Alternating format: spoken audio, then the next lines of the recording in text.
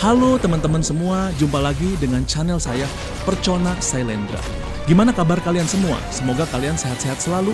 Kali ini kita akan meng-spoiler kisah Renegade Immortal episode ke-9. Dan gak usah berlama-lama lagi, kita langsung gaspol aja.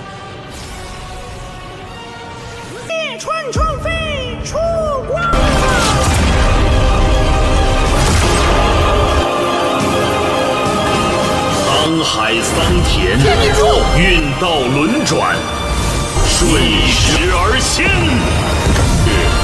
此身虽毁，天命之人出现之际，就是我们的。Episode ke-9, Turun dari Tebing. Selama beberapa hari berikutnya, Wang Lin mengandalkan burung-burung yang tersedot ke dalam gua dan berceceran di dinding sebagai makanan. Ia menghabiskan sebagian besar waktunya untuk mengamati manik-manik batu itu dengan saksama. Setiap kali embun muncul, ia akan mengoleskannya ke lengannya. Ia melakukan ini sampai lengannya pulih sepenuhnya. Ia tahu embun ini sangat berharga, jadi ia mengumpulkan sebagian dari tengkorak seekor burung. Pada hari ini, ia memercikan embun yang telah dikumpulkannya selama beberapa hari terakhir pada selembar kain dan dengan hati-hati melilitkan manik-manik di dalamnya. Setelah memastikannya tidak akan jatuh, ia tiba di pintu masuk gua ketika daya isap berhenti. Ia menggunakan giginya untuk merobek pakaiannya dan mengikatnya menjadi satu, lalu mengikat salah satu ujungnya ke sebuah batu dan ujung lainnya di pinggangnya dan perlahan-lahan turun. Wang Lin telah turun sekitar 5 atau 6 meter ketika tangannya terpeleset. Tubuhnya jatuh dengan cepat, tetapi untungnya pakaiannya kuat dan memberinya waktu untuk berayun ke arah tebing dan berpegangan pada cabang sebelum kainnya robek. Keringat dingin membasahi dahi Wang Lin. Ketika dia melihat ke bawah, dia memperkirakan bahwa dia masih berada di ketinggian 20 meter. Dengan satu tangan dia memegang sebuah dahan dan dengan tangan lainnya dia memegang kain dan mengikatkannya ke dahan. Baru kemudian dia merasa lega. Dia dengan hati-hati bergerak kembali ke tepi tebing dan kemudian mulai turun lagi. Ketika dia berada 10 meter dari tanah, kain itu telah meregang hingga batasnya. Wang Lin melompat turun tanpa berpikir dua kali. Pakaiannya tidak mampu menahan beban dan mulai terbelah, tetapi tetap membantu meringankan jatuhnya. Wang Lin merasakan angin membelai wajahnya saat turun, juga ranting-ranting patah di bawahnya memperlambat jatuhnya. Dia memposisikan tubuhnya tepat saat mendarat, jari-jari kaki mengarah ke bawah dan berguling menjadi bola saat menyentuh tanah. Tanah terasa seperti pisau batu yang menusuk tubuhnya, menciptakan berbagai luka dalam, terutama luka di kaki ini. Lukanya begitu dalam hingga tulang-tulangnya bisa terlihat. Wang Lin dengan penglihatan yang kabur terengah-engah. Ia berusaha keras untuk memasukkan kain yang melingkari lehernya yang berisi manik-manik itu ke dalam mulutnya dan menghisap sedikit embun yang ada di kain itu. Setelah beberapa saat, ia berusaha keras untuk duduk dan dengan tangan yang gemetar mengambil kain itu dan meremasnya di atas luka di kakinya saat beberapa tetes embun keluar. Rasa dingin terpancar dari tempat luka itu berada. Setelah melakukan semua ini, Wang Lin jatuh ke tanah dan berdoa agar tidak ada binatang buas yang menyerangnya sebelum dia pulih. Pada saat itu, dia mendengar teriakan dari kejauhan. "Teju, kamu di mana?" Wang Lin tertegun. Ia mendengarkan dengan saksama dan menyadari bahwa itu adalah suara ayahnya. Tanpa sempat berpikir, ia mengerahkan seluruh tenaga yang tersisa di tubuhnya untuk berteriak, "Ayah, aku di sini." Pelangi mendekat dari kejauhan, berputar mengelilingi tebing dekat Wang Lin untuk beberapa saat, lalu turun. Pedang cahaya turun dan menghilang memperlihatkan seorang murid Sekte Heng Yue dengan ayah Wang Lin di lengannya mengerutkan kening pada Wang Lin. Ketika ayah Tiju melihat putranya, ia langsung menangis. Ia berlari ke arah Wang Lin dan memeluknya. Sambil menangis ia berkata, "Tiju, apa yang kau pikirkan? Mengapa kau harus begitu keras kepala? Pernahkah kau berpikir tentang bagaimana orang tuamu akan hidup jika kau meninggal?" Wang Lin tertegun. Setelah memikirkannya, dia menyadari bahwa ayahnya salah paham dan mengira bahwa dia mencoba bunuh diri. Setelah melihat dirinya sendiri dan melihat betapa babak belurnya tubuhnya, dia tidak bisa menahan tawa getirnya. Murid Sekte Heng Yue bermarga Zhang menatap Wang Lin. Dia melihat ke tebing di atas dan melihat pakaian yang telah robek sebelumnya.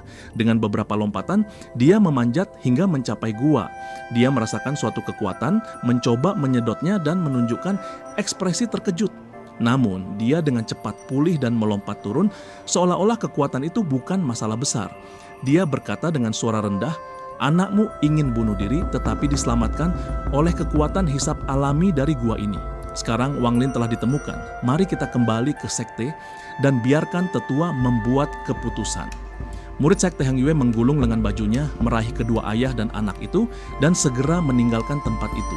Setelah beberapa saat, mereka tiba di kaki gunung sekte Hang Yue, lalu menaiki tangga dan mendekati puncaknya. Kembali ke sini seperti ini menyebabkan Wang Lin memiliki perasaan campur aduk. Di puncak ada banyak orang dengan ekspresi jelek. Murid Zhang dengan cepat menghampiri salah satu dari mereka dan membisikkan sesuatu. Alis lelaki tua itu berkerut dan berkata dengan suara dingin, "Karena orang itu sudah ditemukan, kirim dia ke kamar tamu untuk mempertemukannya kembali dengan ibunya." Di dalam kamar, saat ibu Wang Lin melihat putranya, ia langsung menangis dan berlari memeluknya. Setelah mendengar dari orang tuanya, ia akhirnya tahu apa yang sedang terjadi. Ketika dia kabur dari rumah, orang tuanya kembali ke keluarga Wang untuk mencari paman keempatnya. Mereka bertiga khawatir akan keselamatannya, jadi mereka pergi mencari ayah Wang Zhuo. Di bawah tekanan paman keempatnya, ayah Wang Zhuo dengan berat hati meminta bantuan anggota keluarga untuk meminta bantuan sekte Hang Yue. Ini adalah pertama kalinya sekte Hang Yue menghadapi hal seperti ini dan memilih untuk mengabaikannya pada awalnya. Namun, alasan mengapa Wang Lin kabur dari rumah adalah karena tidak diterima di sekte Hang Yue. Meskipun sekte Hang Yue tidak peduli dengan hidup dan mati seorang manusia, jika dia benar-benar mati dan berita itu menyebar ke desa-desa di dekatnya, orang tua tidak akan ingin anak-anak mereka mencoba memasuki sekte tersebut. Karena khawatir tentang masa depan, mereka mengirim beberapa murid untuk mencari di daerah tersebut. Ayah Wang Lin masih khawatir sehingga dia mengikuti mereka, dan itulah yang menyebabkan pemandangan di hadapannya. Setelah beberapa saat, seseorang mengirimkan obat. Ibu Tiezu buru-buru mengucapkan terima kasih kepada orang yang mengirimkannya dan dengan hati-hati memberikannya kepada putranya. Ini memang obat yang diproduksi oleh sekte abadi. Efeknya sangat bagus. Setelah meminumnya, Wang Lin merasa bahwa dia telah pulih cukup banyak dan lukanya mulai jauh berkurang sakitnya. Orang tua Wang Lin tak henti-hentinya memberikan kata-kata penghiburan kepadanya. Ia ingin menjelaskan semuanya kepada mereka, tetapi ia tidak yakin apakah mereka akan mempercayainya. Pada saat itu, di aula sekte Hang Yue, beberapa tetua sedang duduk mendengarkan murid Zhang menjelaskan bagaimana dia menemukan Wang Lin. Di ujung meja panjang, seorang pria berwajah merah berkata dengan kesal, "Apa hubungannya hidup dan mati seorang manusia dengan seorang abadi sepertiku? Lihatlah sekolah abadi lainnya, siapa di antara mereka yang seperti kita yang mengirim orang untuk menemukan seorang anak yang mencoba bunuh diri karena dia tidak terpilih. Ini memalukan." Di sampingnya, seorang pria parubaya dengan wajah dingin berkata, "Apa yang dikatakan Tetua Ma benar. Di semua sekte di negara bagian jauh, hanya sekte Hang Yue kita yang seperti ini. Tetapi jika anak itu benar-benar meninggal di pegunungan kita, orang tua akan takut anak-anak mereka semua akan mencoba bunuh diri jika mereka ditolak. Lalu, siapa yang berani mengirim anak-anak mereka kepada kita?" Seorang lelaki tua berjubah menyesap tehnya dan berkata perlahan, "Pada kenyataannya, bukankah karena sekte Hang Yue, kita telah menurun sehingga kita harus memilih murid yang cocok untuk dikultivasi dari manusia biasa? Jika itu 500 tahun yang lalu, siapa yang akan peduli dengan apa yang dipikirkan manusia biasa?" Akhirnya, seorang lelaki tua yang penuh kerutan mendesah dan berkata, "Jika pemuda ini mencoba bunuh diri sekali, ia bisa mencoba bunuh diri lagi.